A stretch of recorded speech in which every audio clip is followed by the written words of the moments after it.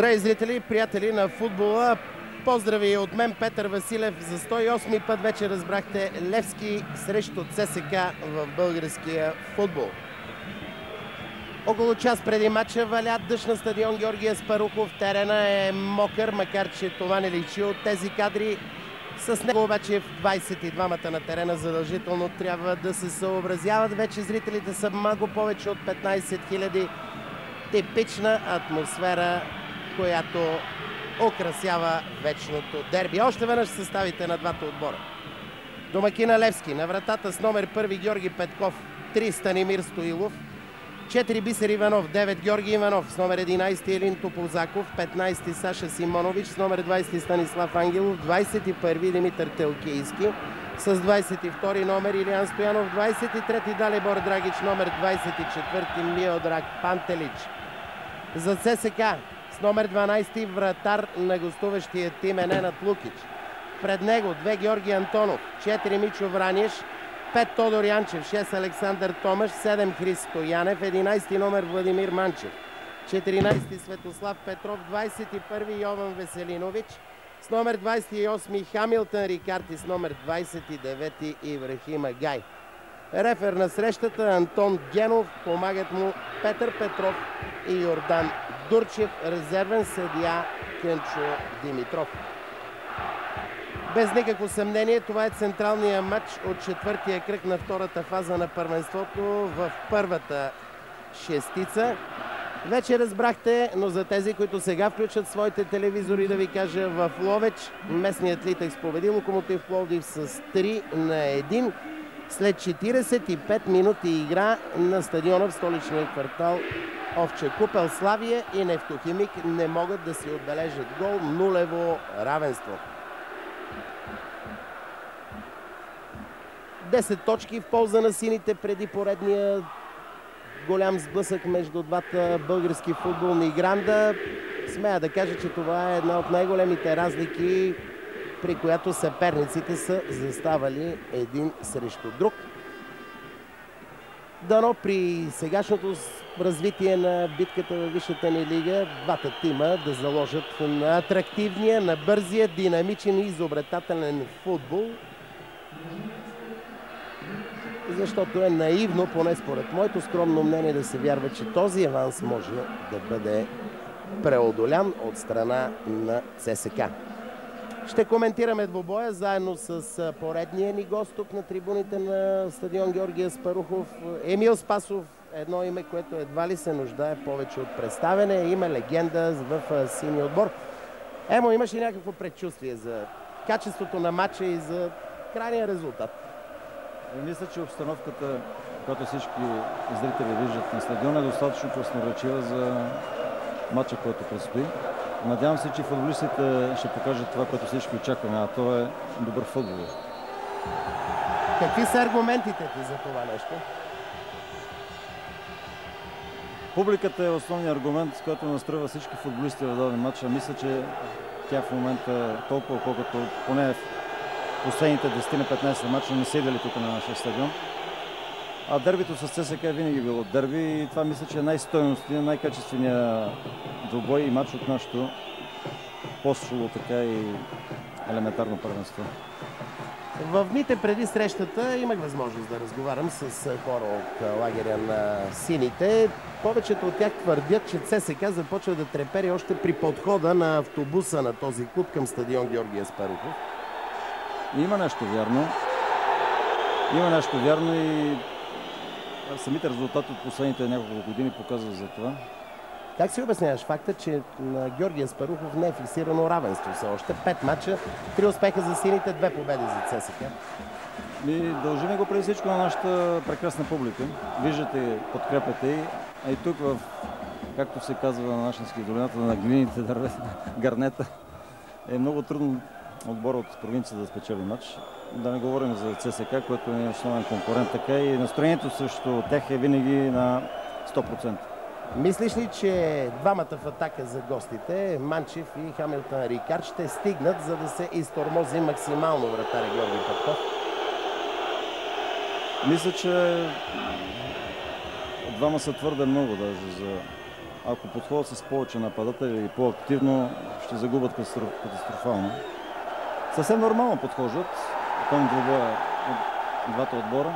Атака на Георги Иванов отдясно. Много силно поведе топката Георги Иванов и по този начин стана доста по-лесно за Георги Антонов, за да блокира с тяло централния нападател на сините. Удар от вратата, Ненад Лукич ще го изпълни. Динамично начало. Битката започва без никакви проучвания и се съсредоточава главно в средата на терена. Ето за тези скрити локви ви казах, уважаеми зрители, в началните думи на моя коментар. Макар и да грее слънце в момента над стадион Георги Аспарухов, изключително коварна е тревната настилка, която не е от най-добрите. Трябва да отчетем и този факт. Поради тази причина няколко от футболистите загубиха равновесие в важни моменти за тях при спирането, при поемането и при отиграването на топката. Никак няма да бъде нелогично, ако очакваме груби грешки именно заради тези капани, които и в случая предложи тревата. Томаш владее. Христо Янев.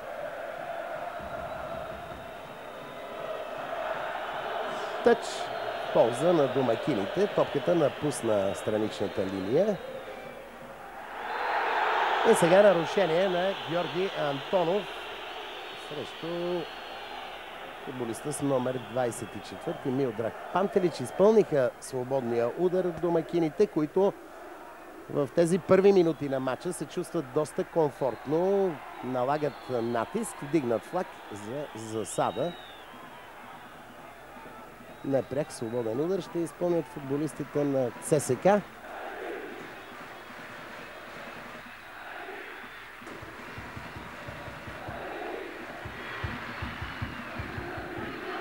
Домакините пуснаха и осветлението на стадион Георги Аспарухов.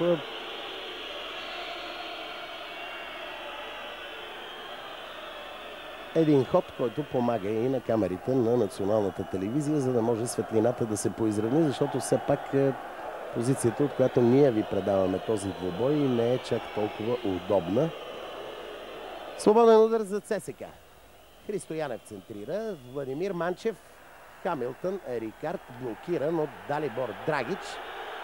Тъмнокожият нападател на ЦСКА изрази недоволство към Антон Генов. Искаше реферът да види нарушение срещу него. Нямаше как просто да получи дуспа Хамилтън Рикард. И сега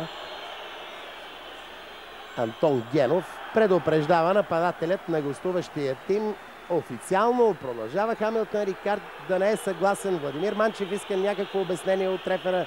Там е и Йован Веселинович. Подобни диалози никога не завършват в полза на футболистите.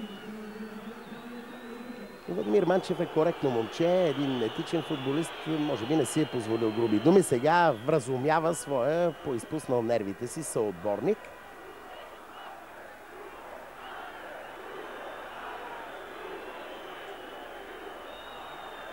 В 6-та минута фиксираме първият жълт картон в двубоя, който се развива коректно в началните минути. Отново нестабилност на група футболисти около и малко вътре в наказателното поле на Ненад Лукич. Това помага натискът на Левски да притисне отбора на ЦСКА в наказателното му поле. Дори Владимир Манчев се е върнал, там е и Хамилтън Рикард. Единственият футболист в червено-бяло е Христо Янев, който не е вътре в наказателното поле. Отново пада играч, това е Драгич. Ангелов връща към Станимир Стоилов.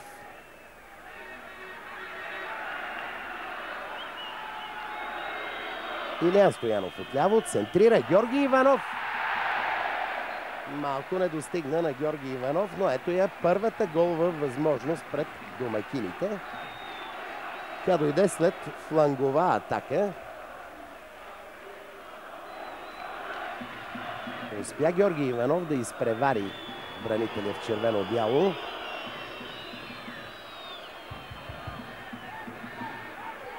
Тъч в полза на гостуващият състав. Мичо Вранеш ще вкара топката в игра.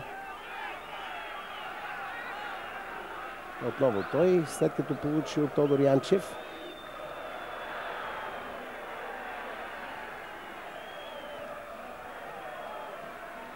Светослав Петров се намеси. И там няма нарушение според Антон Генов. Георги Иванов. Томаш до него. Търси индивидуален пробив Георги Иванов. С задружни усилия защитата на ЦСКА успя да се справи. И сега условия за контраигра пред червените. Тъчът е в тяхна полза, тъй като Бисер Иванов изчисти топката.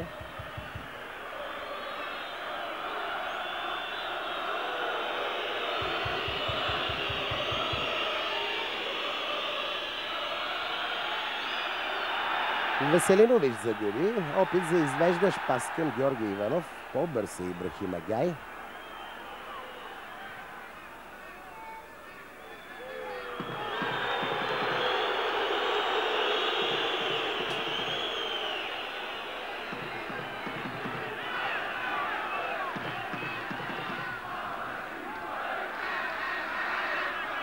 Домакините са приложили една, разбира се, позволена от правилника хитрина. Постеснили са малко ширината на игралното поле на стадион Георги Аспарухов. Целта е ясна. Да се пресира съперника, да бъде по-малко полето за игра и по този начин натискът домакински, разбира се, да носи резултат. Естествено, всичко това организаторите на срещата са съобразили с изискванията на футболния правилник. Но, примерно, на матча с Литекс, доста по-широк бе терена. По-голяма част от него намери място между страничните линии, защото крайните просто няма как да бъдат променени. Да видим този пряк свободен удар в полза на ЦСКА. Ще донесе ли нещо? 30 на метра е разстоянието от топката до гол линията на Петков. Христо Янев. Имаше достатъчно време вратарят на Левски, Георги Петков, да се придвижи. Сега пореден изблик на нерви. Поредна разправия. Тодор Янчев бутна топката от ръката на Георги Петков. Естествено, всичко това Антон Генов веднага забеляза. Ето го този момент. Добре се видя на повторението. А в яда си Петков се и подхлъзна. И това изглежда още повече освирепи вратаря на домакините, който сега изпраща топката в половината на съперника.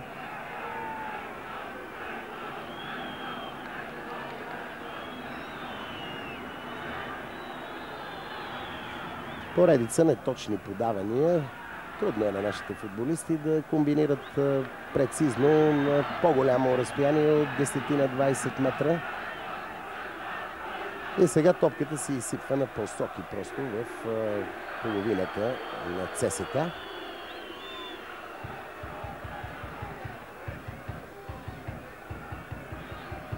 Изминаха 10 минути от началото на двубоя. Ще попитам Емил Спасов дали вече можем да говорим за ясни тактически идеи на Славолюб Муслим и на Луиджи Симони. Аз вече наблюдавам няколко мача на господин Муслим, на тренера на Левски, господин Муслим. Мисля, че той си схемата, с която играе, е ясна. Покритие в зони, играе в зона. Тук в дясната зона играе Драгич, в лявата Топозаков в защита с подсигуряващ в съвсем малка зона, почти на линия Станимир Стоилов. И като странични халфбекове, в дясно Станислав Ангелов и в ляво Илян Стоянов. Пред тях двамата Саша Симонович и Телкиски, пред Панталич и Гонзо. Съвсем ясна е постройката на отбора на Левски. ЦСКА подхожда горе-долу по същия начин и защото и двамата треньори се стремат да играят в зона което е, разбира се, модерното в съвременния футбол. Лош терен, много лош терен и трудно ще стане хубава игра. Верно, мобилизацията е голяма и при двата отбора, особено така, като гледам в ЦСКА избива в малко апострофи към съдия, към играчи. Дано се получи нещо по-лошо. Но иначе матч е интересен, жив. Териториален превес за домакините, който в случая в тази 13-та вече минута се изобразява с ъглов удар, късо изпълнение. Отново топката е в Ангелов. Ще центрира ли? Не, решават да стреля и ето, когато се действа малко нестандартно, когато се действа на този терен малко по-смело, какво се получава? Хубав удар, не чак толкова силен, атрактивна намеса на Ненад Лукич и нов ъглов удар.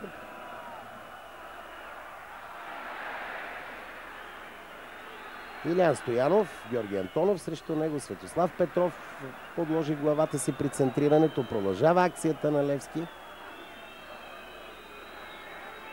И в най-важния момент, тогава, когато трябваше да центрира, поредната скрита локва подхлъзна Илиян Стоянов.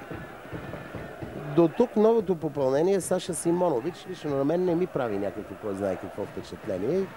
Изглежда Муслин ще разчита на офанзивни действия от този полузащитник, който най-често подкрепя Пантелич и Георги Иванов в предни позиции, но много рядко играе с топката Саша Симонович.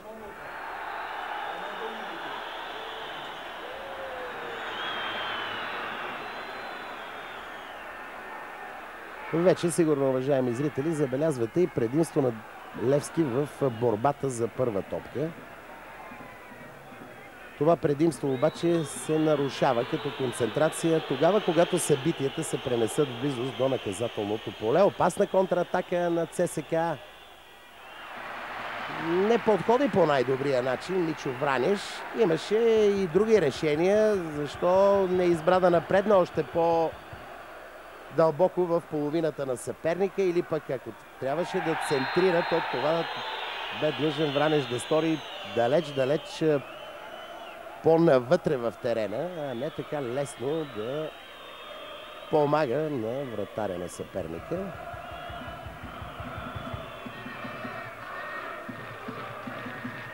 Йован Веселинович наруши правилата. Помогна си с лакет при борбата за тази висока топка. Георги Иванов и Александър Томаш в единоборство. Удар от вратата, аут.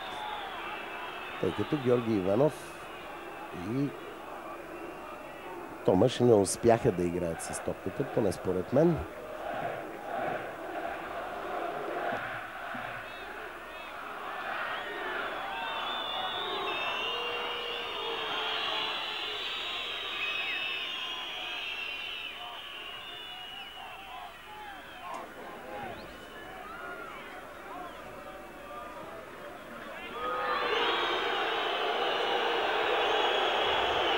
Тъж за домакините. Не успя Хамилтън. Рикард да установи контрол върху топката. Веселинович пресече хвърлянето от тъч. И опит за извеждащ пас към Владимир Манчев. Топозаков, след него и Драгиш внимаваха в ситуацията. Това се казва на футболен език истинска преса. И Антонов и Ибрахим Агай безкомпромисно влязоха едновременно в краката на Георги Иванов.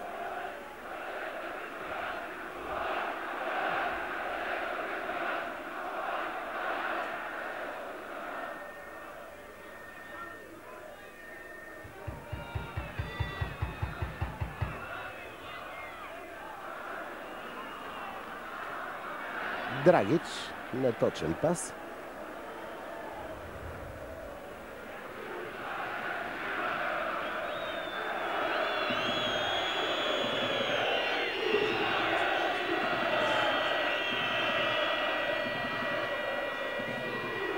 От крака на Хамилтън, Рикард, тъч за домакините. Станислав Ангелов ще го изпълни.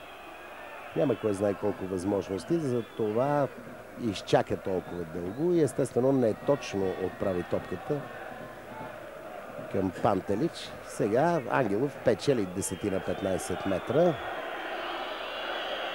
Но отново взаимодействието между него и Пантелич не се получи.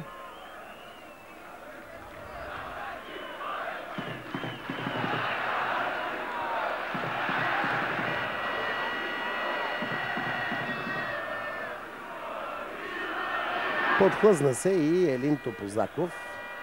Много мъдро Станимир Стоилов подсигури своя колега. Емил Спасов заостри вашето внимание към този тактически ход.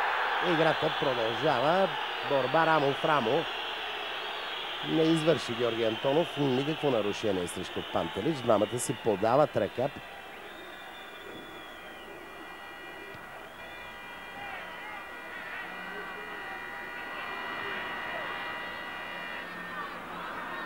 Със сигурност Емил Спасов знае някаква рецепта за добра игра на подобен подвеждащ терен.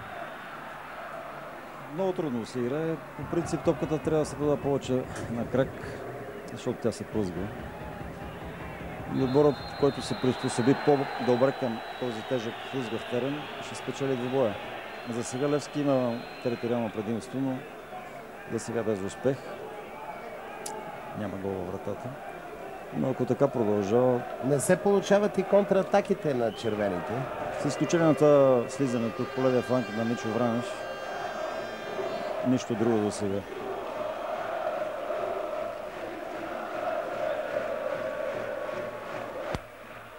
Сериозно разстояние до гол линията на Ненад Лукич. Разстояние, което малко с фантазия казано, може да се поскъси, ако топката рикошира в тревата и получи допълнително ускорение. Телкийски или Станимир Стоилов нищо не донесе това статично положение. Сега нарушение в полза на гостите. Вижда Антон Генов.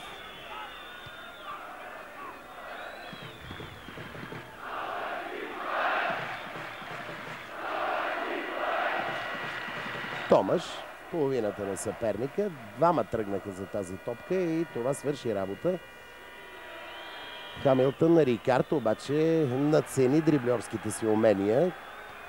Хитро Манчев направи двойно подаване с партньора си в атаката, но после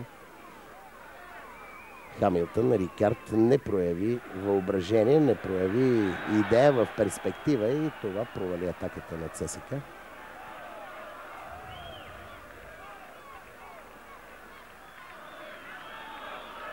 Ангелов комбинира с Бисер Иванов. Подхлъзна се Илиян Стоянов. Съвсем правилно Генов замълча. Тук вече нарушението срещу Христо Янев бе повече от очевидно. Добро чувство за авантаж показва рефера до тук в матча. Но трябва да признаем, че неговите задачи не са чак толкова сложни, просто защото двата тима се държат коректно. Припламнаха някоя и друга искра, но Генов бързо ги потуши. Ибрахим Агай.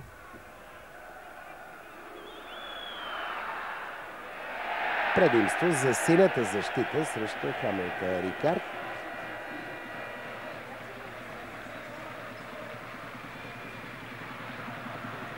Пантелич. Обходни действия на крайния нападател на Левски. Няма засада, атаката продължава. И в този момент с страхотно закъснение Петър Петров вдигна своя флаг. В първия момент страничният съдия даде знак, че играта може да продължи. После се разколеба, вдигна флага, изглежда, за да се подсигури.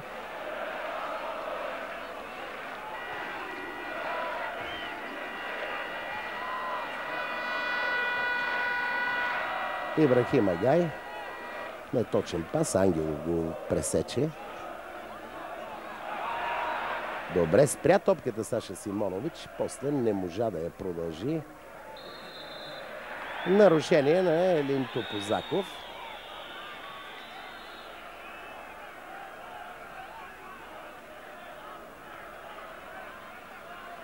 Добре се вижда от това повторение, което нашият режисьор Иван Зашев ви предлага, уважаеми зрители, че засада наистина имаше. Странно защо с такова закъснение тя бе маркирана, но не бива да бъдем чак толкова дребнави. Който не участва в футболния процес, той не греши.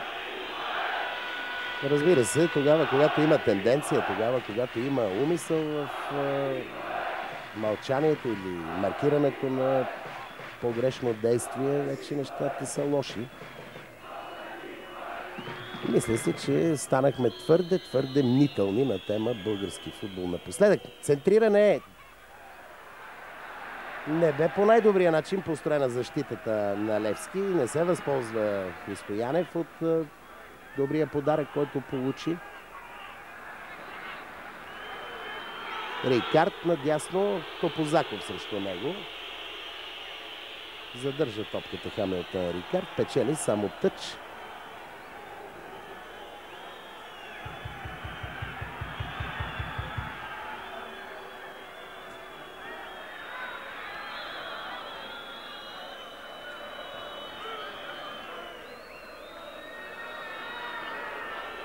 Петров срещу Симонович.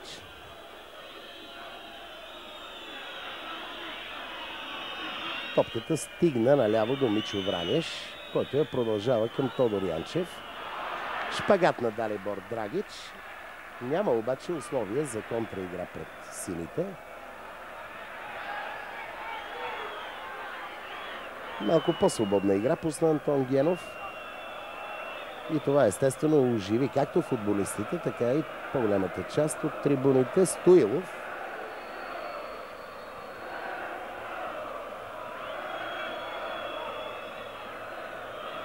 Добра игра на Тодор Янчев. Топката премина през тримата в отбраната на Левски, но се позасили след рикошета в тревата. Затова Владимир Манчев се отказа да преследва този извеждащ пас към него.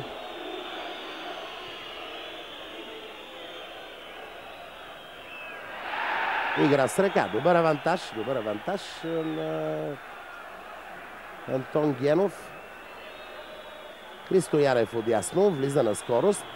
Удар и първа опасност пред вратата на Георги Петков. Правилно решение ми се струва, че избра Христо Янев. Имаше достатъчно линейна скорост. Ето, закъсняла бе реакцията на защитника на Левски. И аплодисментите по-равно си поделиха вратаря на сините Георги Петков и халфът на ЦСК Христо Янев. Обратен тъч. Нещо доста рядко срещано, като присъствие в съперничеството между Левски и ЦСК.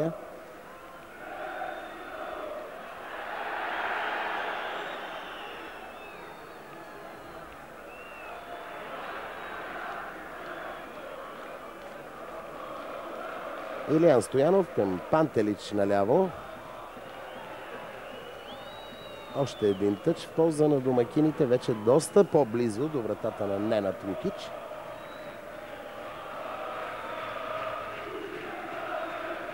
Телкийски успя да подаде към Пантелич. Веселинович изчисти.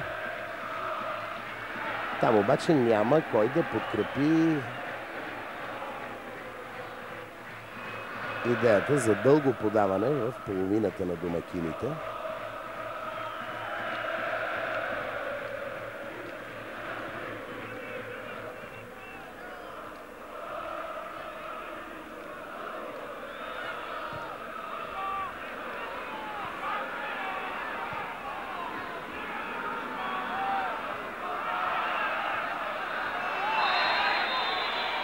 Пряк свободен удар за ЦСК. Станислав Ангелов фаулира Мичо Вранеш.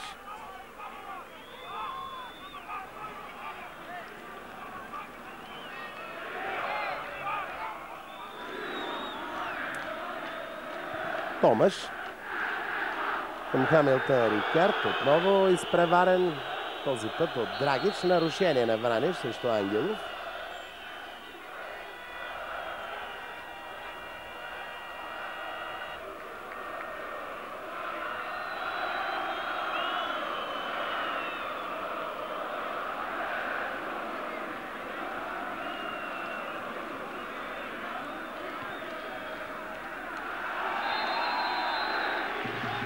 Игра с ръка на Светослав Петров. Пряк свободен удар за Левски. Станимир Стоилов спокойно напредва. Има добри условия за точно центриране. Вдигнат флаг на Петър Петров. Засада на Георги Иванов. Не се ли развива матчът доста миролюбиво, господин Спасов? Или борбата взима превес пред изобретателността, пред бързината, пред комбинативността? Вижте, на този терен е нормално борбата да има предимство пред техниката, тъй като много е сложно и много трудно за техничните футболисти да владяват топката, по-лесно е да се руши. По-лесно се руши и за жалост страда играта. Не може да наблюдаваме добър футбол. Жълт картон на Светослав Петров за това нарушение. Какви са причините, за да не се получава зрелищен матч от тук? Точно това, което казвам. Освен терена, разбира се. И двата отбора играят предпазливо, според мен, и не рискуват. Левски тръгна от начало малко по-активно, но след това се прибра леко в своята половина. ЦСК взе превес последните минути. Не напразно и се получи този удар и атака по десния фланг на атаката. Но общо взето равностойна игра.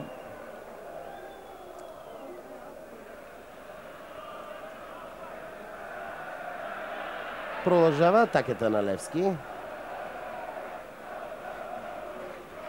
Много гъсто обаче, там където е топката. Футболистите хвърлят изключително много сили, за да се придвижат, за да създават надмощие. Това особено важи за ЦСКА тогава, когато Левски се пренесе трайно в половината на гостуващият тим. Видими затруднения изпитват полузащитниците. Не се откроява, според мен, и в двата тима така наречения плеймейкър, който да задържи топката, да я насочи точно и оттам да се създадат добри условия, да се получи един сериозен плацдарм за атака към двамата вратари.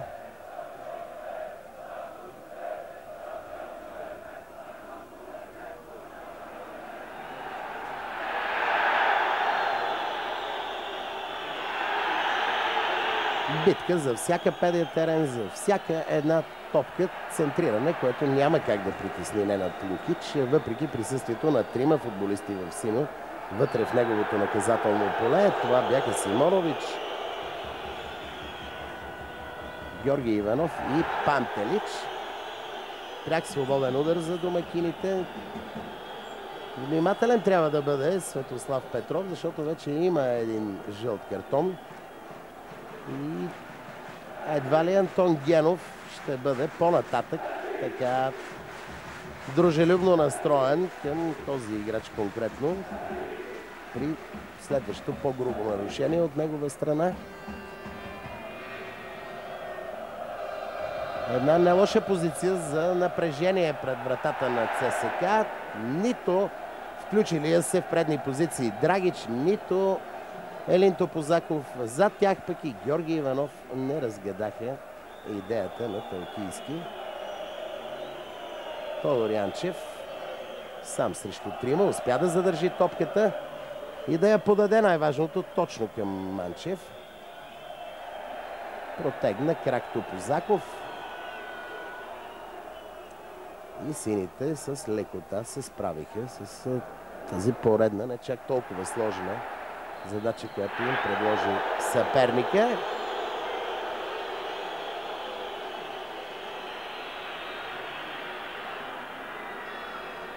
Пряк свободен удар, изпълнен. Пантелич търси пролука и Стоянев срещу него.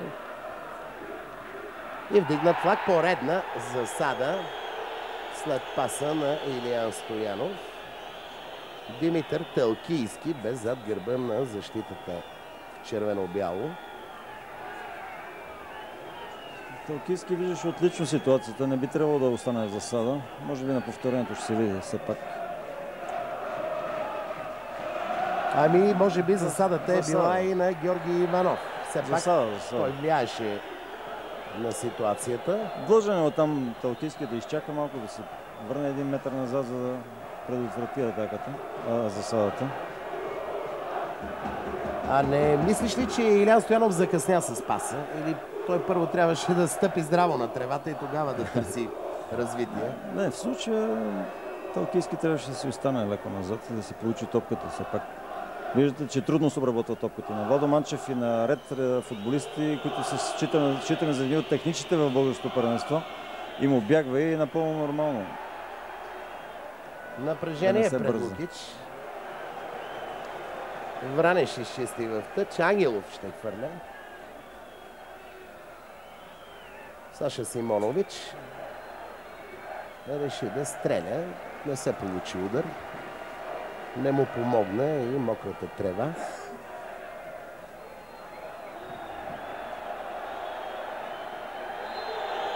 Нарушение срещу Далибор Драгич. Йован Веселинович наруши правилата.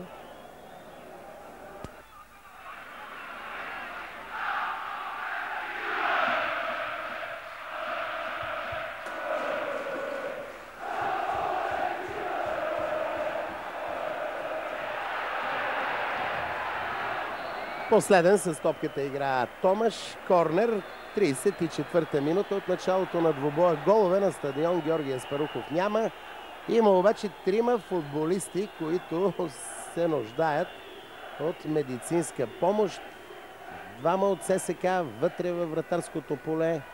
Томаш и Светослав Петров след тази интервенция на Саша Симонович и играч на Левски малко пред дъгата на наказателното поле. Също получава медицинска помощ. Виждате този футболист, който напуска пределите на терена.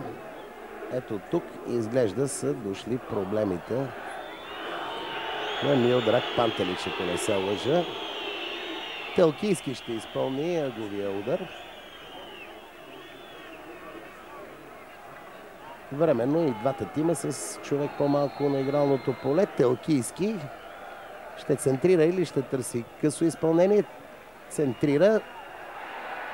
После Симонович прати топката по посока на вратата на Лукич. Тъч за Левски от срещу положената страна, от към официалната трибуна на стадион Георги Аспарухов. А всеки момент Пантелич ще се завърне на терена. Изчаква разрешение от главния съдия. Продължава атаката на Левски. Ангелов, изстрел на Ангелов. Сигурна намеса на Ненад Лукич. Привържениците на ЦСКА за миг изтръпнаха, но много хитро Лукич първо омекоти топката и след това, ето тук, и след това я улови.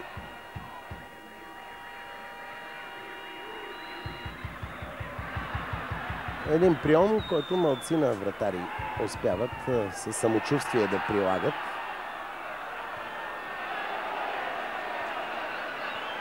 Днешният кръг предложи достатъчно вратарски грешки, особено в първия матч, в който Литекс победи Локомотив Пловдив в Ловеч с 3-1. За 3 от головете определена вина имат вратарите. Илиян Василев естествено далеч повече ще съжалява от колегата си Витомир Вутов.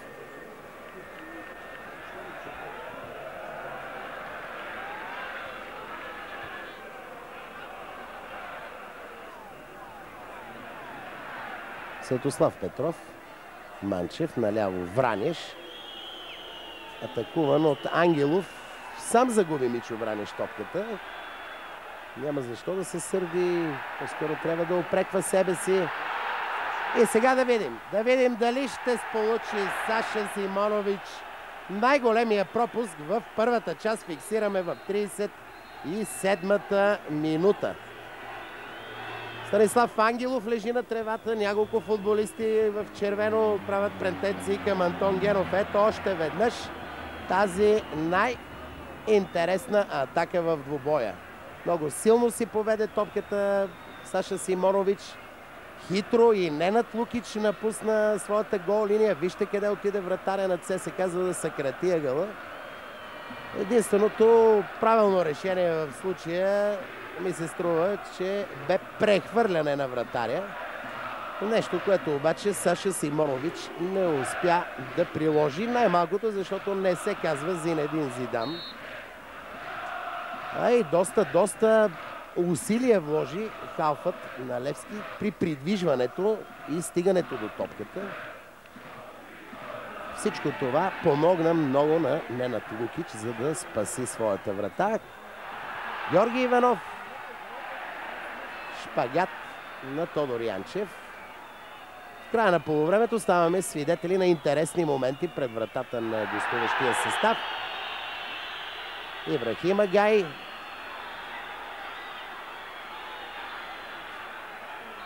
Нарушение и жълт картон за играча с номер 22 Илиян Стоянов за този фаул, който той извърши срещу Йован Веселинович. Разправи между футболисти излишни според мен. Естествено, Елин Топозаков веднага се включва в препирнята. Идва на помощ и Далибор Драгич. Футболисти, които пробягаха около 40-50 метра само да показват излишно мъжество в случая. Антон Генов се справи с ситуацията. Нерви по-скоро, за да кажем, че присъстват на терена, отколкото че са необходими в случая.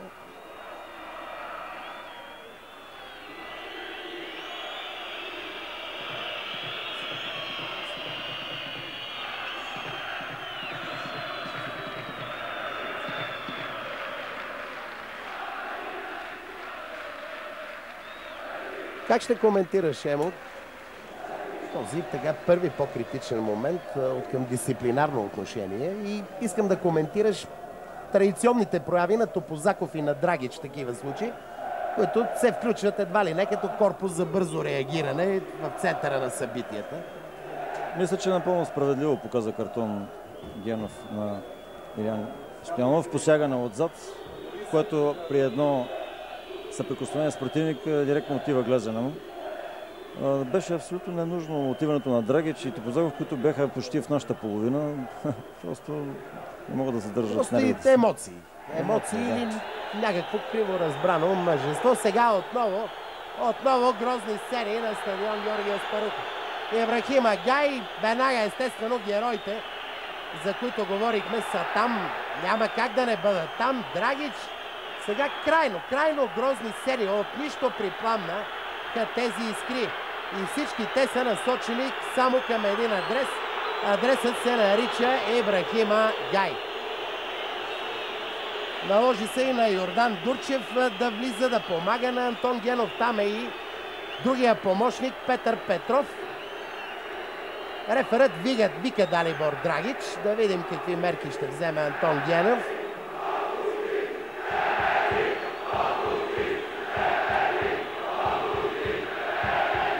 Най-вероятно, ако питате мен, уважаеми зрители, червени картони на Драгич и на Ибрахим Агай. Дали ще има смелост Генов да отоли страстите по този начин или ще се задоволи само с официални предупреждения. Лично аз съм крайно любопитен да видя докъде ще стигне коража на главния съдия. Ето ги двамата виновници. Какво повече? Жълт картон, разбира се. Жълт картон. Да се чуди човек защо нашите съдии не проявяват кораж до край. Ето на това ще търсим отговор по всяка вероятност и в днешното извънредно издание на трето полувреме. Ще търсим отговори до края на седмицата. Но за да е мирно селото, просто трябва да се предприемат някакви мерки, а тези мерки бяха просто написани. Спирам до тук. Изразявам само личното си мнение. 2 червени картона, по един за двата клуба щяха да имат най-добрия възпитателен ефект. Иначе матчът продължава. Ще изпусне играта Генов, ако продължава същия дух. Много е напрегната обстановката и двата отбора са доста настървени. Можем ли да кажем, че са и доста вече превъзбудени на фона на всичко това, което ставаше до тук? Абсолютно. Мисля, че беше напълно излишно атаката, която направи отново Драгич. Фаула си беше очевиден на Гай. Може би и жълт картон трябваше, обаче играта му беше твърде опасна. Също мисля Симонович. Но от тук нататък съдията отсъжда, не той. ако не беше отишъл да се сбута с него, нямаше да има никакви проблеми. Ако зрителите могат да бъдат благодарни на Антон Генов, то това и на част от футболистите, това е, че превърнаха матча вече в типичната, в традиционната битка между двата тима, а не в онова спокойно русло, в което се развиваше хода на събитията. Да, ако погледнем от тази страна, стана малко по-живо на трибуните.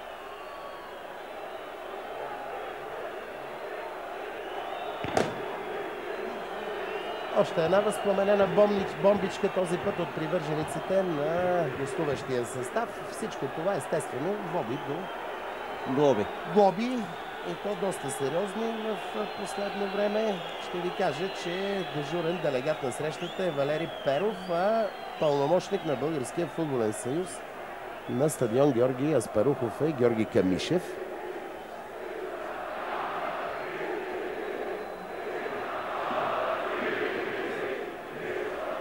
Около 2 минути до края на редовните 45, за това първо полувреме 0-0 е резултата. Но далеч не са толкова мирни и толкова коректни последните 10 минути на тази първа част.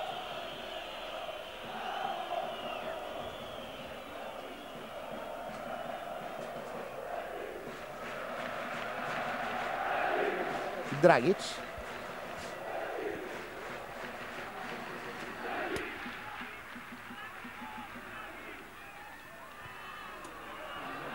Центриране към Георги Иванов. Реши да спре топката нападателят в синьо. Показа добра техника. Сега един щастлив рикошет може да го изведе на стрелкова позиция. Мичо Враниш заложи изцяло на сигурността. Получи поздравление от партньора си Александър Томаш, който за миг не бе стабилен в ключова ситуация. Корнер в ляво от Лукич. Ще го изпълни Милдраг Пантелич.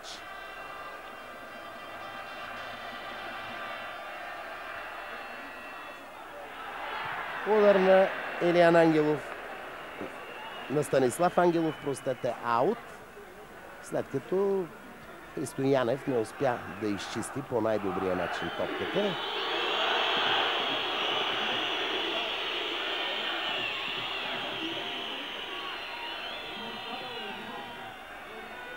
Всеки момент ще узнаем и допълнителното време, което ще назначи Антон Генов.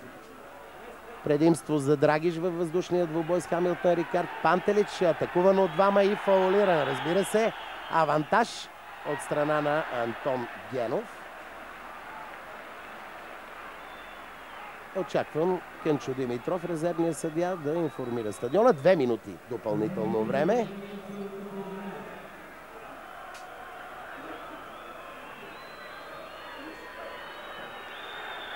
Топка за Владимир Манчев. Капитанът на Левски го пресрещна.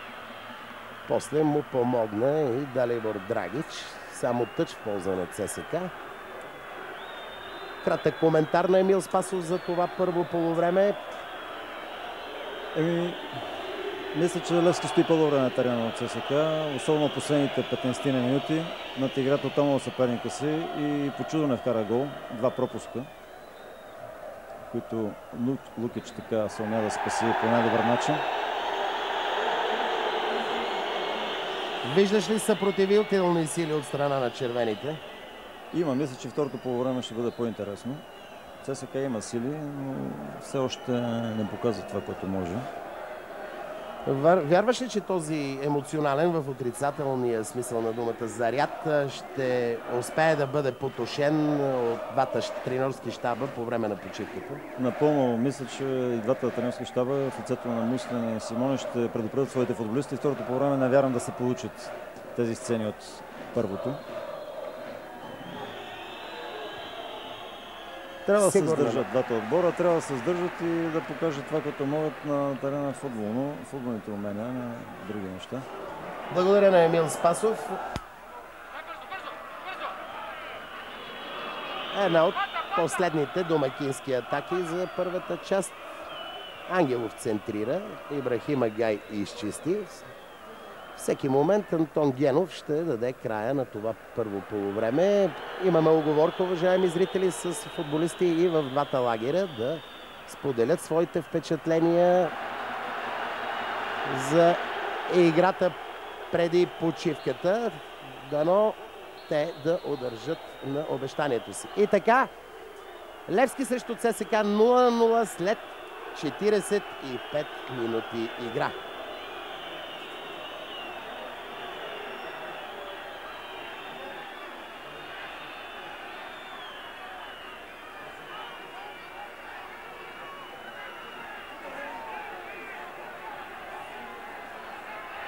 Не въздържа нервите си Ибрахим Агай. Изглежда е обиден от футболист синьо. Разправите продължават. Груби жестове от страна на Ибрахим Агай към привържениците на домакините. Нещо, което ще бъде описано в протокола, но нещо, което няма просто място в съвременния футбол.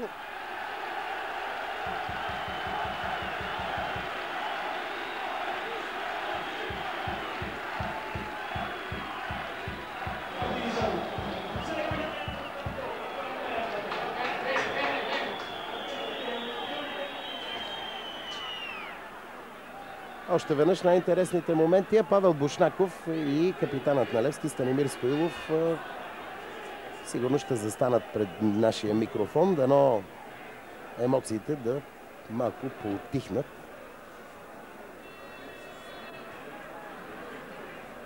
Иначе... Господин Стоилов, първото по време от вашия поглед, Левски имаше надмощие, обаче не можа да позволи положението. И без промени в двата състава Левски и ЦСКА подновиха преди 30 на секунди битката помежду си.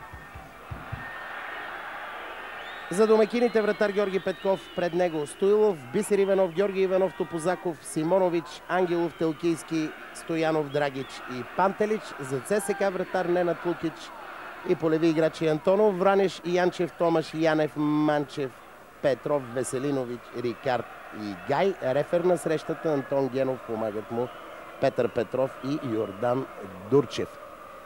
Дано с сухите екипи съперниците да са понамалили напрежението от последните 10 минути на първата част, защото тези сцени наистина не подобават на атмосферата за подобни срещи, не подобават за възпитанието в началото на новия век и въобще за една цивилизована обстановка, та било тя и на футболен матч. Жълт картон получи Тодор Янчев преди секунди. Това е шестото официално предупреждение, което налага Антон Генов на футболисти. 4 жълти картона в тима на ЦСКА и 2 за играчи на сините. Светослав Петров не успя да изчисти по най-добрия начин и за това събитията се задържат в близост до Ненад Лукич. Пантелич центрира. Дълга топка за Георги Иванов. Иначе това прострелно подаване имаше своята логика. А Йован Веселинович се превива на тревата и сега ще получи медицинска помощ.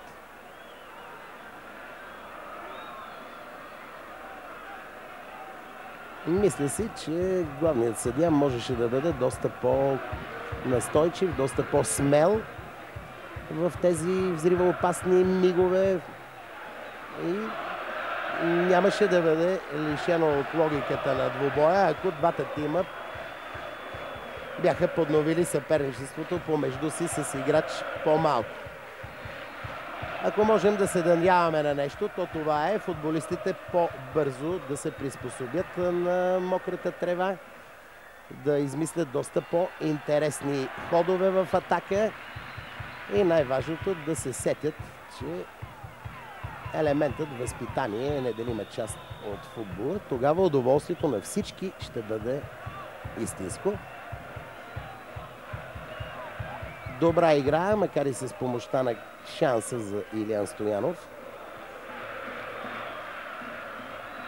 Мичо Вранеш овладява, но не подава точно на Владимир Манчев. Проблема за гостуващия тим е комуникациите между халфовете и двамата в атака. Манчев и Хамилтън Рикард.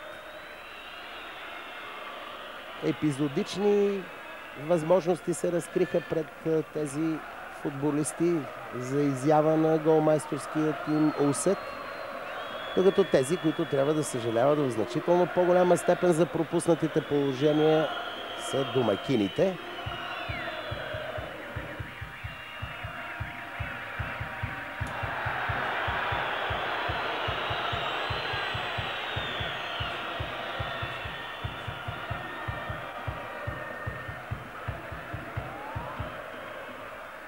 Топозаков.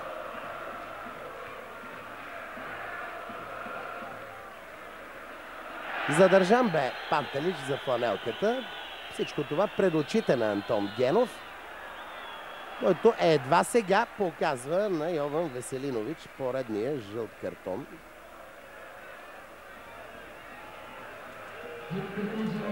Тук ще се види също добре. Ето го това задържане от страна на Веселинович. Създаде се за един момент впечатление, че реферът ще замълчи, а отбора на ЦСК подготвя смяна, изглежда принудителна, с номер 15 Янко Валканов. Спешно е призован от Луиджи Симони да се подготви за игра.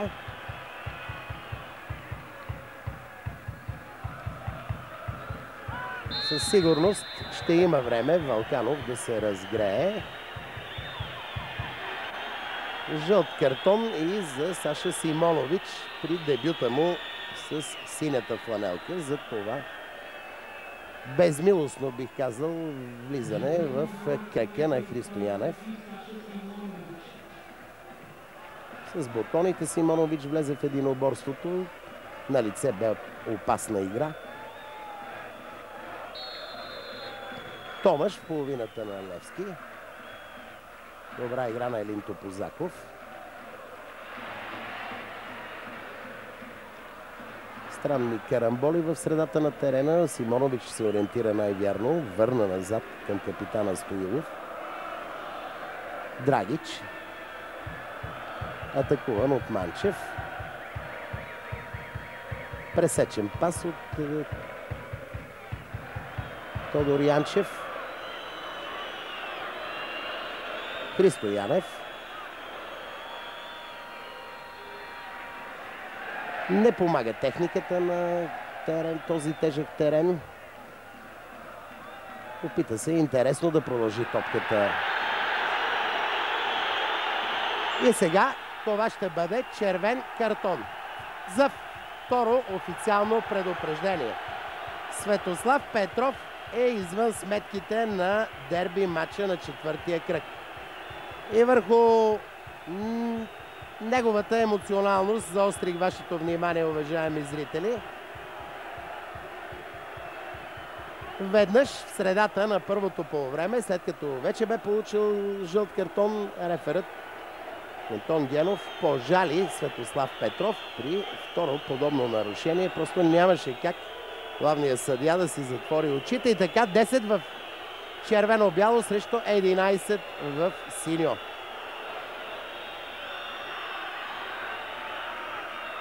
Сложна става задачата на ЦСК. Въпреки че ако се следва логиката на пролетните събития в първата шестица и ако вземем за база облика на ЦСК на стадион Локомотив в Пловдивския квартал Лаута, то червените изглеждаха доста по-агресивни и доста по-изобретателни тогава, когато останаха с човек по-малко. Именно тогава възпитаниците на Луиджи Симони създадоха головите заплахи пред вратата на тогавашния си съперник. Много пъти отстраняване на футболист се превръща в допълнителен стимул. Няма как да не попитам нашият гост-коментатор Емил Спасов какво мисли по този въпрос. Това, което всички виждаме, Левски надиграва тотално отбора на ЦСК и през второто по време особено ЦСКА не играе футбол, само се дърпат и правят нарушения, което е нормално и да получат и червен кръг. Напълно заслужено е това нещо. Друг е въпрос, че първото по време трябваше да изгони още двама човека, нали?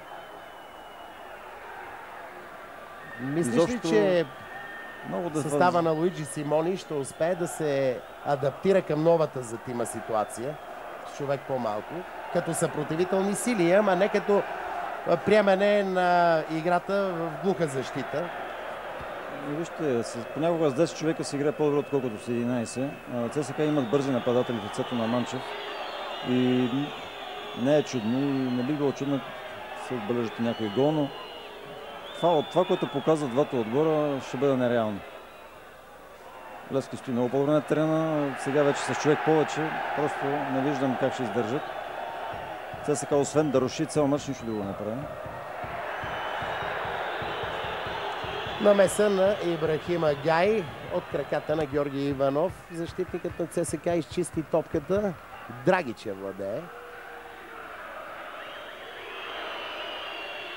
Смяна подготвя и наставникът на домакините Славолюб Муслин.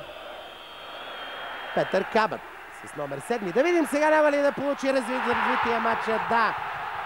1-0 за Левски в 11-та минута на второто полувреме. В 56-та минута на матча най-щастлив е Саша Симонович, дебютантът в синия тим. При втората реална голова възможност, която се откри пред него хладнокръвно, Саша Симонович я оползотвори. Вина за този гол носи цялата защита в червено-бяло. Едва ли можем да виним Ненад Лукич за това, че не успя да намери противодействие. Вижте как увисна Ибрахима Гай. Не успя там да се придвижи и Александър Томаш.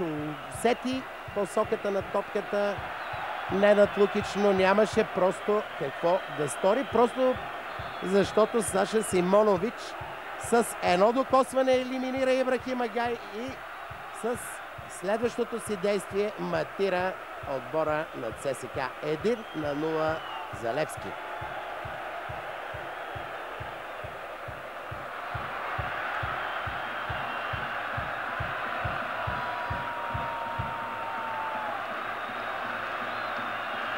Емил Спасов много прозорливо предрече как ще се развият събития.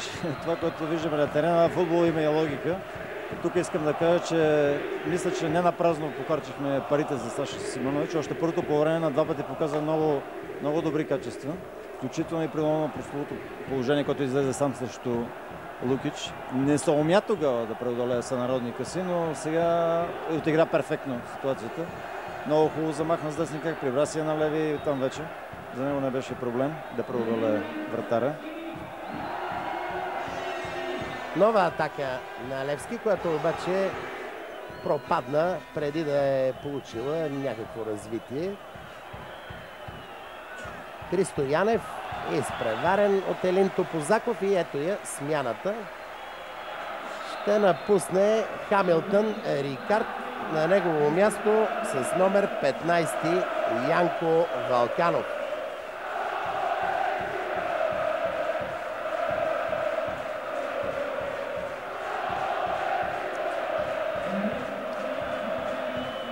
Изнервен е Хамилтън Рикард. Изглежда забрави къде се извършват смените. Петър Кабът също е готов да се включи, да видим на чие място ще стане това. Георги Тодоров, помощник треньорът на домакините, задържа своя футболист. Доста време се загуби при извършването на тези промени. Не бе готов и резервният съдия. Съвсем естествено е Антон Генов да поднови играта и при нейното следващо спиране да разреши първата смяна за Левски. Грешка на Томаш. Георги Иванов притичва Валканов. Протяга крак и помага на своя партньор.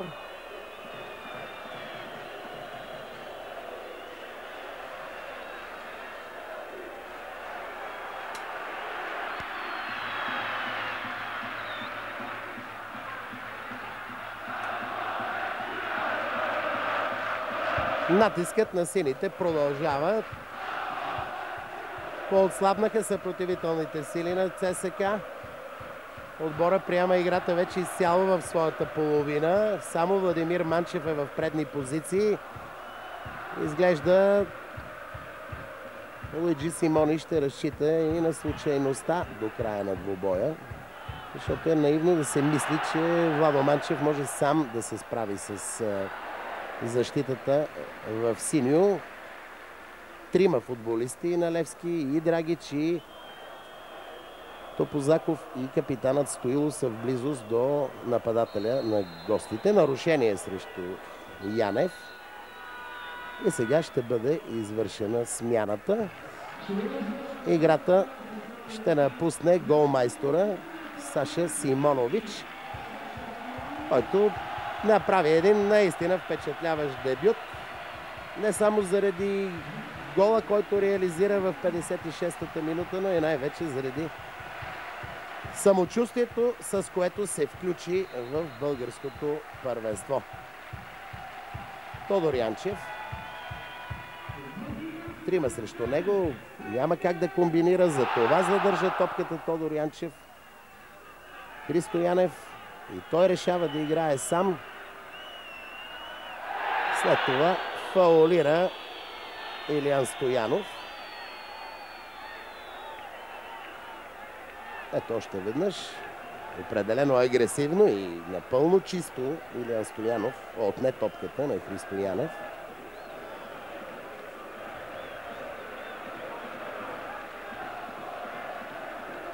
Не бих казал, че ще да бъде нелогично, ако главният съдия Антон Генов отново бе извадил картона с жълт цвят в случая.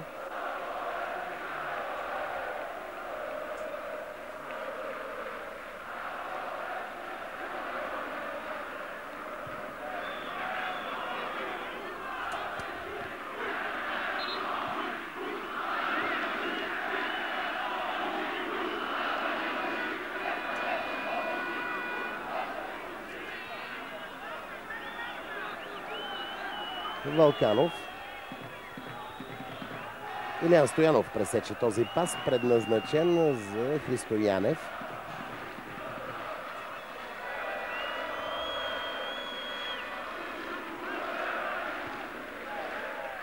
Поредния нелогичен рикошет.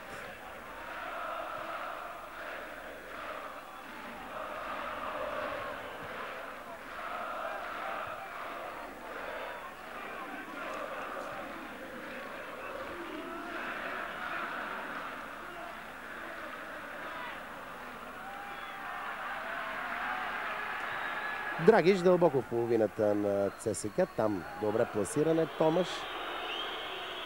Кабът овладя на самата странична линия. И сега засада няма. Ангелов отясно. Кой ще стигне пръв до топката? Ангелов изпревари Лукич.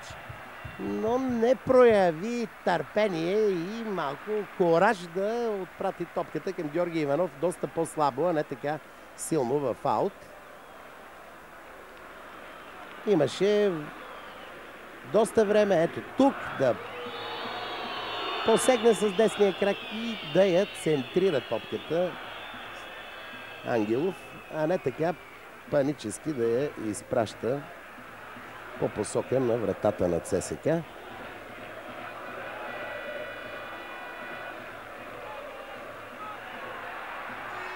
Георги Иванов.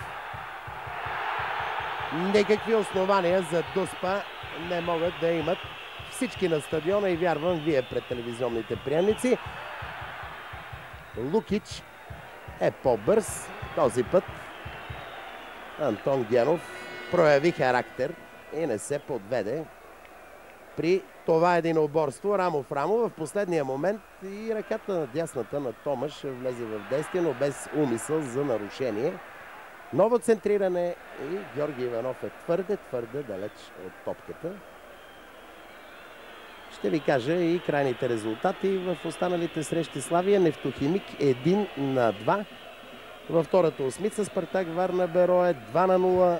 Черноморец Локомотив София 2-0. Марек Спартак Плевен 3-1. Черноморе Беласица 1-1. Картина от всички тези срещи ще видите, уважаеми зрители, в извънредното издание на трето полувреме по канал 1, както и по сателитния канал ТВ България, някъде около полунощ българско време. Няма нарушение срещу Владимир Манчев. Пантелич владее, 3 срещу него. Топка за Бисер Иванов. Късо подаване към Георги Иванов. Аут. Добра атака на Левски. Но макините действат вече и със самочувствие. Докато защитата в червено-бяло изнемогва от минута на минута.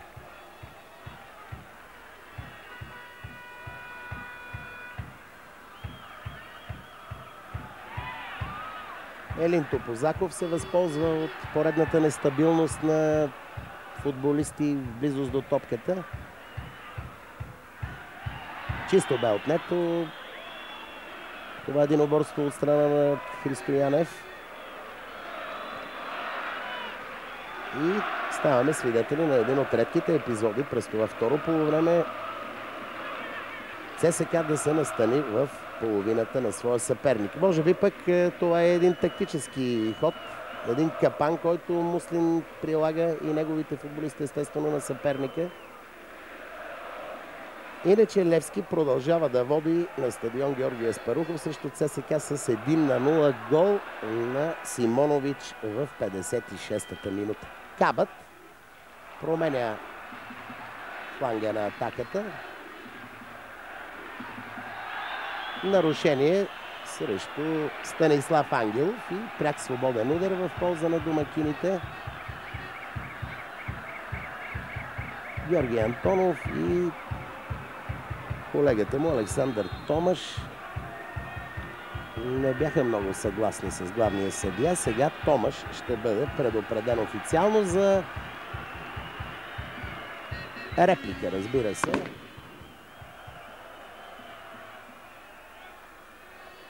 Още един жълт картон в матча. Да припомним, че ЦСКА играе с 10 души след отстраняването на Светослав Петров в 52-та минута. Добра възможност пред домакините за директна стрелба срещу Лукич.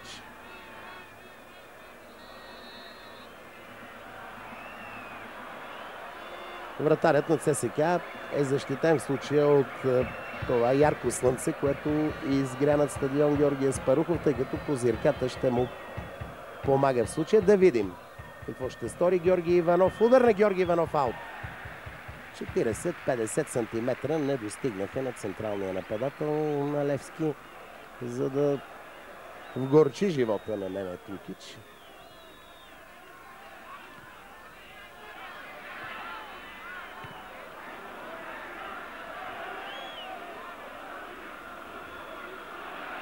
Тодор Янчев не стига до топката. Ангелов я връща на вратаря Петков.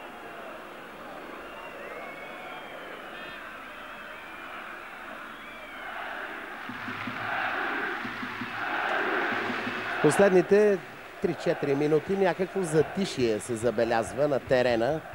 Това затишие пред бура ли е, Емо? Ами не, така изглежда. Направиха още една-две хубави комбинации сините, но не успяха да достигнат до гол. Мислиш ли, че треньора Муслин накара своите футболисти да се поприберат? Не би трябвало, тъй като сме с човек повече. Един гол пред не е сигурна гаранция за победата. Освен това, отбора, играта върви. Просто няма смисъл от връщане назад. Трябва да постоянно да продължат в същия дух да играят, за да отвоят резултата. Тогава вече може да се играе по-спокойно, ако искат, разбира се, да стигнат до победата. Някаква промяна в поведението на ЦСКА забелязваш ли? Още по-дефанзивно почнаха да играят. Виждате и тази поредна проява директно за червен картон според правилниците на футболните съдии. Едва ли Антон Генов? Няма да смее, разбира се, но това е ритане отзад, който може да щупи крака на футболиста и навсякъде по света се наказва директно с червен картон. Топката беше на 3 метра от футболиста. Еми да се чуди човек как може наши играчи по подобен начин да действат. Ако се вярва на Петър Кабът, който е близо до главния съдия, трябва да се извърши смяна в състава на Левски, тъй като Пантелич няма да може да продължи. Раздвижване има и на резервната скамейка на домакините. Едва ли обаче Муслин и неговия помощник Георги Тодоров ще избързат. Убеден съм, че ще изчакат доктор Жан Филипов да се произнесе, но не, явно с жестове се разбраха и с номер 8 в игра Георги Бачев на мястото на Милдраг Пантелич. Сега ще бъде извършена тази смяна. Не е в състояние Пантелич да продължи. Така, още една принудителна смяна в вечното дерби, този път в лагера на домакините.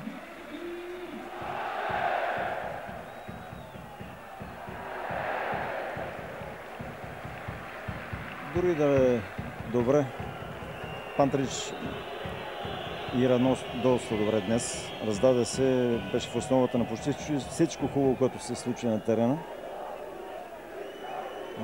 Над скамейката стоят двама футболисти, които също не са за пренебрегване. И Георги Бачев и другият нападател са в добра форма. И Георги Челиков спокойно може да пусне още един напред. С номер 9 и Луиджи Симони подготвя смяна. Асен Букарев ще се включи, за да партнира на Владимир Манчев в предни позиции. Няма как да не поеме риск от тук до края наставника на ЦСКА, ако иска да стигне до нещо по-позитивно, освен загуба и минимална до тук. Еми дали ще загуби с 2-0, 3-0 или с 1-0, разликата не е голяма. Той трябва да рискува, ако иска да се добре до някакъв резултат. Определено в този вариант Манчев няма как да бъде полезен в атаката на ЦСКА. Абсолютно нищо не може да направи. Сам също 2-3. Трябва да направят груба грешка отзад сините, за да отбележи гол.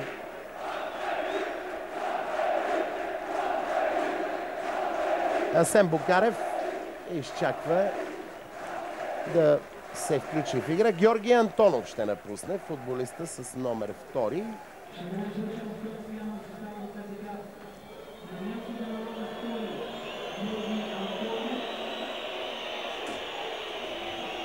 Тази смяна е абсолютно потвърждение на нашите очаквания. Поемане на риск с защитник по-малко от тук до края на матча от страна на Луиджи Симони.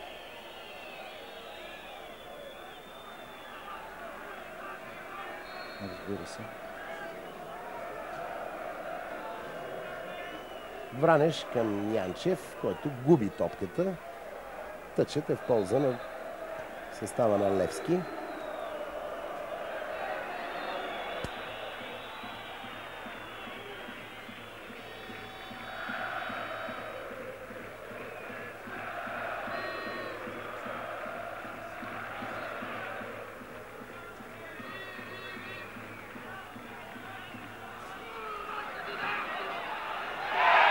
Нарушение на Христо Янев, доста грубо и в гръб отново.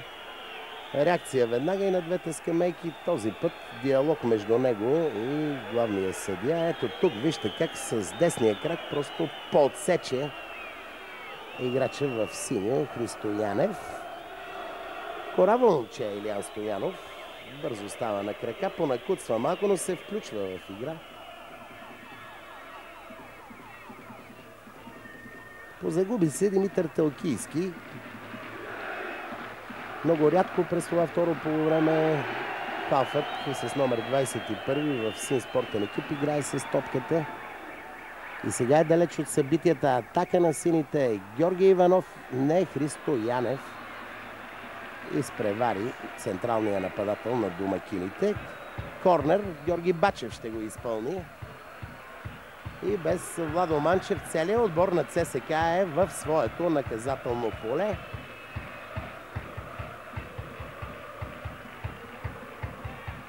Георги Иванов с крак Ненад Лукич спасява своята врата. Още един критичен момент.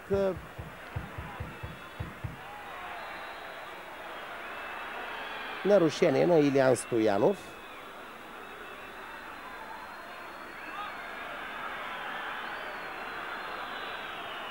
Тук можем също да кажем, че фаула бе отзад.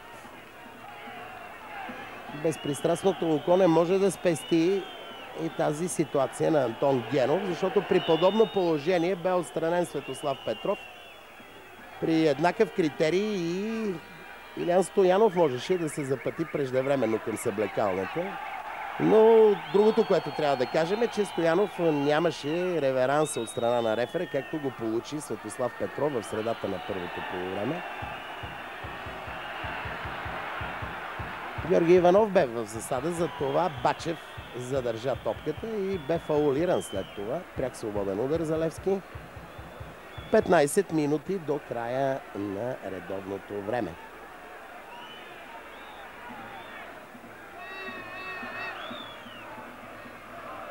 Петър Кабът най-вероятно ще центрира или няма да бърза да изостря нещата. Телкийски също идва на помощ. Късо изпълнение между Кабът и Телкийски. Илиян Стоянов отляво, Христо Янев срещу него.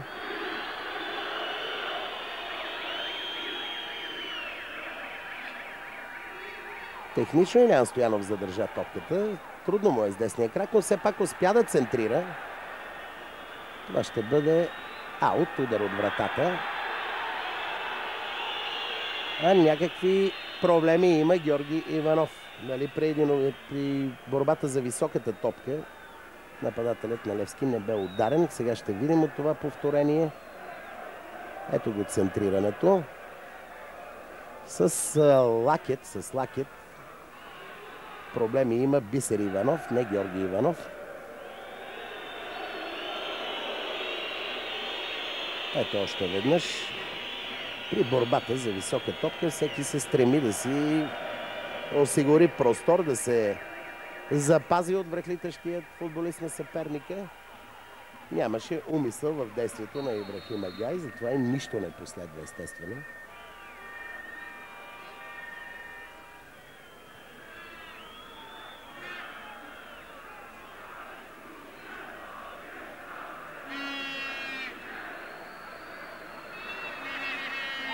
И поредно грубо нарушение от страна на Мичо Вранеш, иначе добър авантаж на Антон Генов. Играч на Левски се превива в половината на сините. Не е спряна играта, продължава и със сигурност Антон Генов ще си има проблеми, ако се стигне до изравняване. Този път футболистите на домакините се справиха с тази атака, която трябваше да бъде спряна. Мичо Вранеш междувременно получава жълт картон за нарушението, което извърши някъде преди около минута.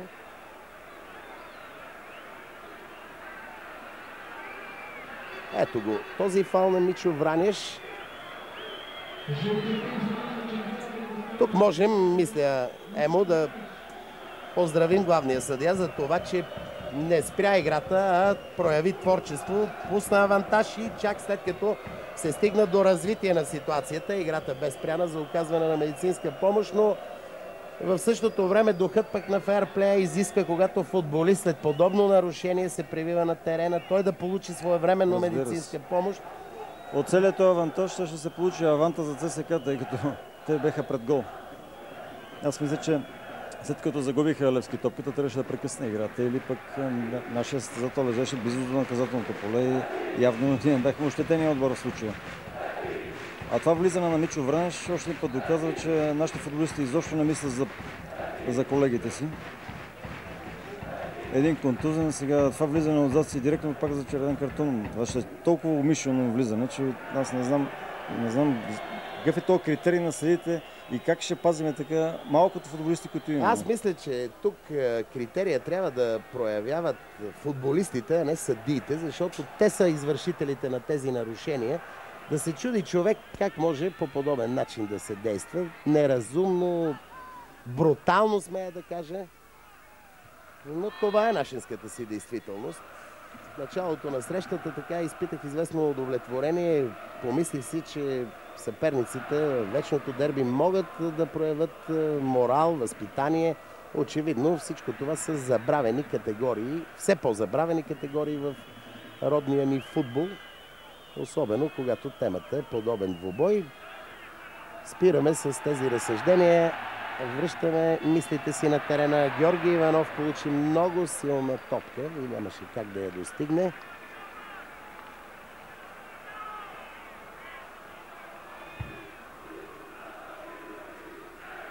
Христо Янев.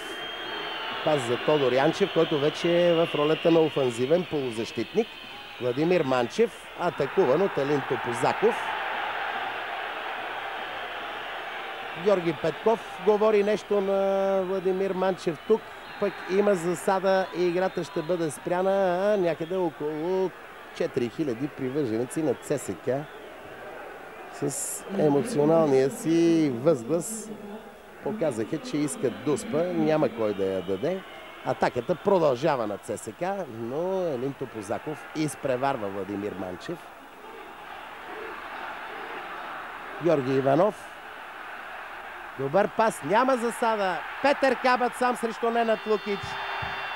Нова добавка. Георги Иванов 2-0 за Левски в 81-та минута на матча. Традицията е спазена напълно. Георги Иванов отново прострелва вратата на вечния съперник.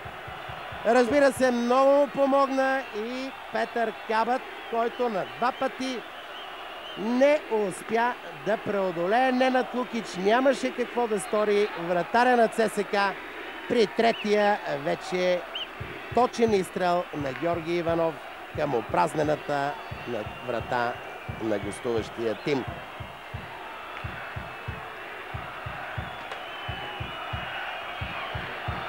Междувременно Христо Янев напуска играта с 27-ми номер, на негово място Петър Златинов.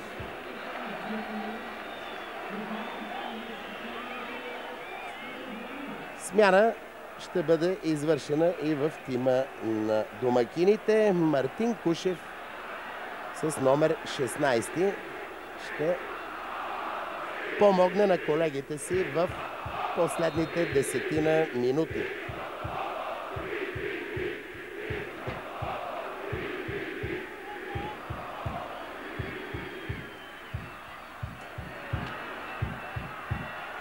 Много майсторски бе организирана тази контратака от страна на сините. За засада изобщо не може да става дума, защото пасът към Кабат бе в дълбочина, а Кабат изникна на скорост напълно според футболните правила сам срещу Лукич. Илиян Стоянов ще напусне, футболиста с номер 22. Мъдър ход от страна на Славолюб Муслим. Малко по-агресивен стана на терена Илиян Стоянов и за да го запази, старши треньора на Левски предприема тази смяна. Кушев на негово място.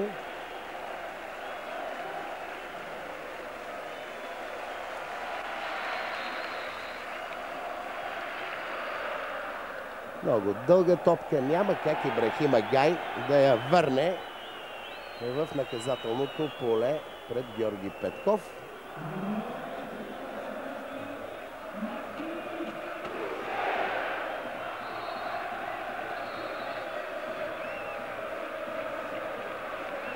Ще ви кажа, уважаеми зрители, и още нещо любопитно, което обаче не се случи. Научих го от професор Димитър Шойлев, на когото честита рождения ден. Победата на сините, която вече се оформя, е най-добрият подарък за този наш именит хирург по повод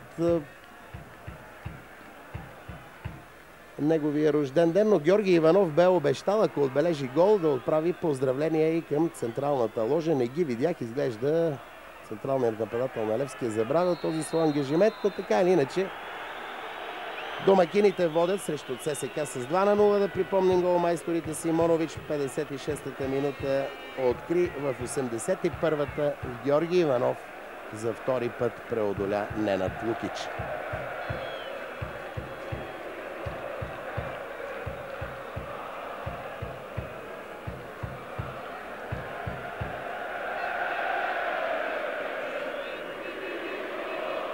Ако надникнем в историята на съперничеството между сини и червени, ще видим, че резултат 2-0 в полза на Левски е бил фиксиран 5 пъти до сега. Така, ако завърши този двубой, това ще бъде 6-тия резултат 2-0 в полза на сините. Стоилов, Бисер Иванов, неточен пас. Отново той обаче се бори за топката. Ибрахим Агая овладя. А Стоилов сочи вярната посока на Далибор Драгич. В случая тя бе подаване към вратаря Петков. Нарушение на Янко Вълканов. И изглежда Георги Иванов трябва да получи медицинска помощ. Такъв бе и жеста на Александър Томаш. Ето още веднъж това е един оборство и виждате как Томаш вдигна ръка и веднага показа на лекарския екип на Левски, че трябва бързо да помогне на централния нападател. Един от малкото спортсменски жестове на фона на събитията в двубоя след 20-та минута на сам.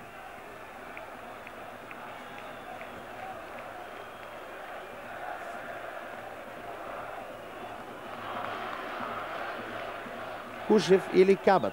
Кой е от двамата? Петър Кабат. Удар на Петър Кабат. Лукич, след като сбърка, сам поправи грешката си. Бисер Иванов напълно сам и то при нестабилен вече вратар на ЦСК не успя да отбележи трети гол във вратата на гостуващия тим. Какъв пропуск! Смазващо надмощие за домакините, особено след като състава на ЦСК остана с човек по-малко на терена на стадион Георги Аспарухов. Оказва се, че и такива пропуски може да съществуват в футболната игра. Става всичко във футбола. Тук искам да кажа, че Гонзо отново вкара дежурния си гол срещу ЦСК, за която обаче има абсолютно заслуга. Той изведе Кабат преди това по най-добрия начин, сам срещу вратара. Кабат не успя, но той довърши неговата работа. Мисля, че на терен има един отбор и той се казва Левски. Девети гол на Георги Иванов срещу състава на ЦСК. Той се изравнява с Петър Жеков по този показател. Иначе с 12-те си попадения Наско Сираков е недостижим на върха. Отново някакви разправи с участието на главния съдия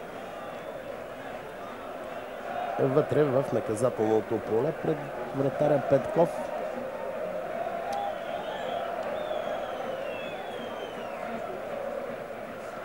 Омръзна му и на Антон Генов изглежда да бърка в своя джоб, да вади наказателни картони в края на матча и вече при този резултат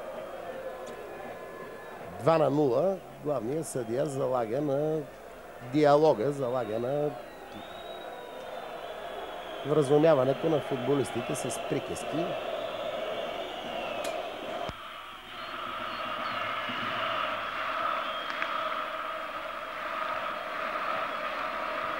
Очаквам доста по-сериозно продължение от тези 2 минути, с които се увеличи времетраенето на първото полувреме. Играта на няколко пъти бе спирана и за медицинска помощ, и заради разправи между футболисти. Най-вероятно между 3 и 4 минути ще бъде удължен матча. Ето го още веднъж пропуска на Бисер Иванов. Тогава, когато всичко изглеждаше толкова лесно за него.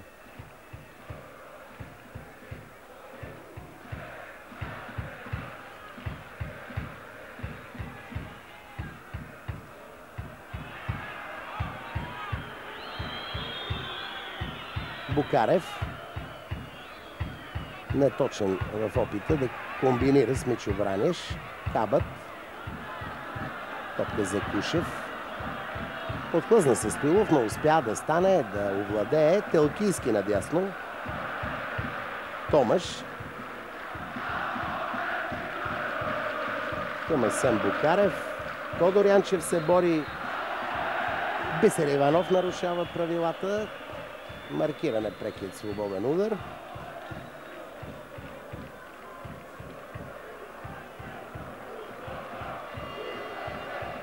И в този момент матчът навлиза в последната 90-та минута от редовното време. Нова грешка, този път на Мичо Бранеш. И отлични условия за голова атака пред Бачев, който решава сам да стреля. И в последния момент Бачев имаше решение да подаде на Георги Иванов, който бе напълно сам. Сърди се Гонзо, няма как да не направи това.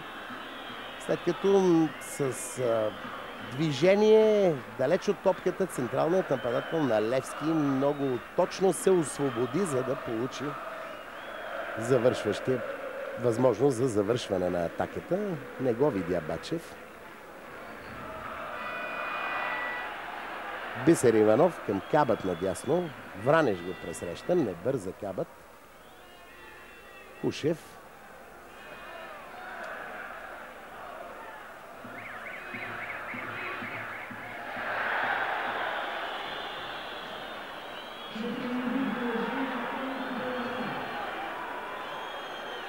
Атака на ЦСК, която Петър Златинов проваля, а в половината на гостите поредно спречкване, този път между Георги Иванов и Ибрахим Агай. Георги Иванов получава в този момент жълт картон. Обяснява се нещо Георги Иванов с рефера.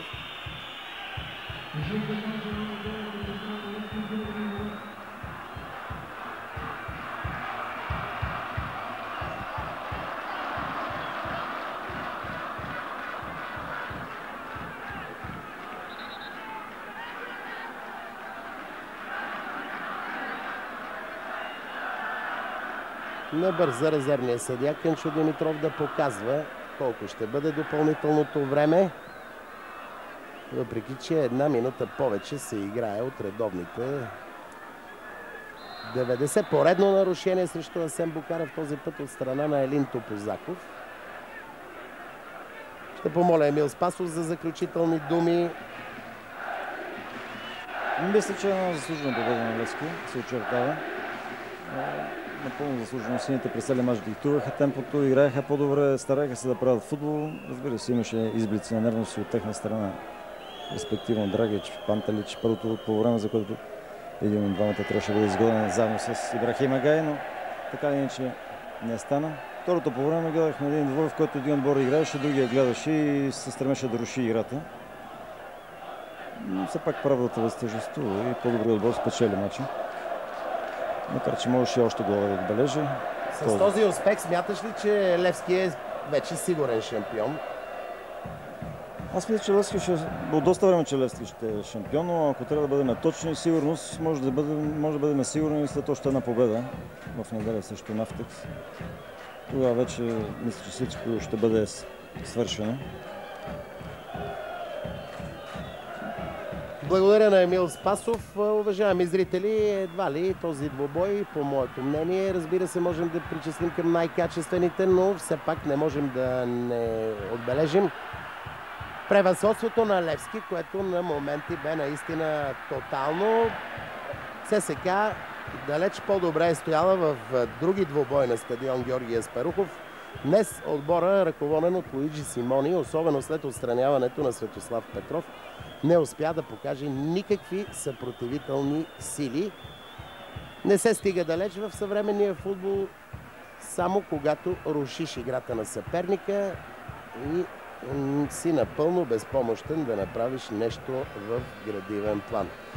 В атака отборът на ЦСК днес бе просто безличен, като изключим едно-две по-опасни слизания към Георги Петков и пропускът на Тодор Янчев в средата на първото полувреме. Иначе, ако бъдем обективни, ако бъдем безпристрастни, трябва да отбележим, че това 2-0 е най-скромното изражение на фона на съотношението на силите на терена на стадион Георги Аспарухов.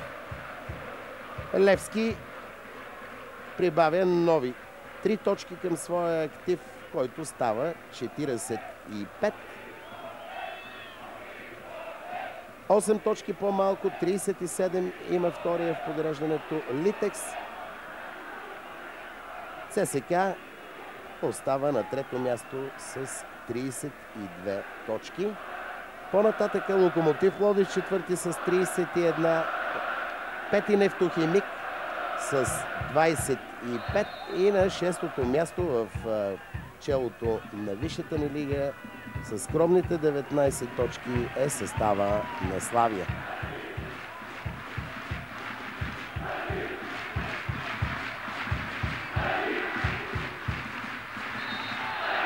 Нарушение срещу Петър Златинов.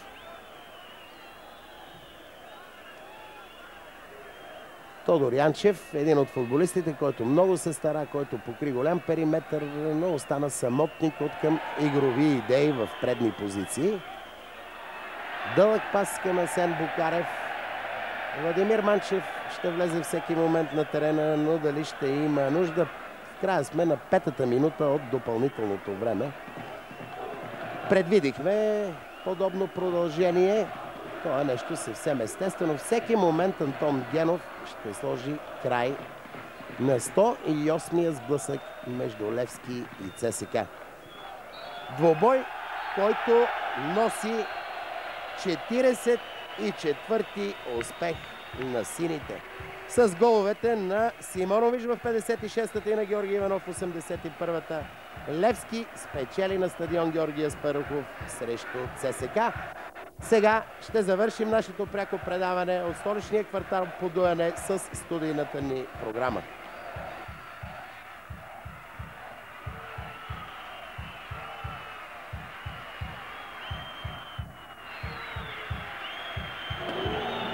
Уважаеми зрители, очаквам всеки момент при Павел Бушнаков да застане Наско Сираков, доколкото имам предварителни сведения, но в този момент ние продължаваме с нашите гости.